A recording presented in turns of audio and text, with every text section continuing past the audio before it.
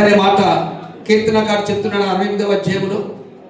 ఇది దేవుడే చేసిన ఈ బంధం, దేవుడే చేసిన ఈ సంబంధం, దేవుడికి అప్పగించుకుంటే దేవుడే సమస్త కార్యాలు నెరవేరుస్తాడైతే ఈ సమయంలో పెళ్లి కొడుకులు ముగ్గురు ఉన్నారు.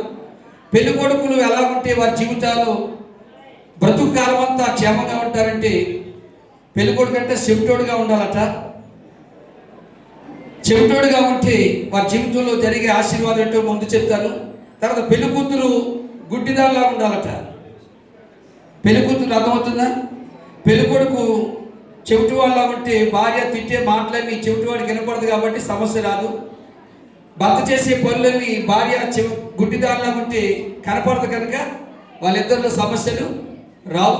అయితే మరి ముఖ్యంగా యేసుక్రీస్తు ప్రభువును మూడో వ్యక్తిగా మీరు చేసుకొని ముందు పెట్టుకొని వాక్యాన్ని అనుసరిస్తూ ఆత్మానుసారంగా జీవించాలని దైవజనుడిగా మనం చేస్తున్న ఈ మాటలు ముగిస్తున్నాను. ప్రభు ఈ మాటలు హృదయాన్ని ఫలింప చేయను గాక.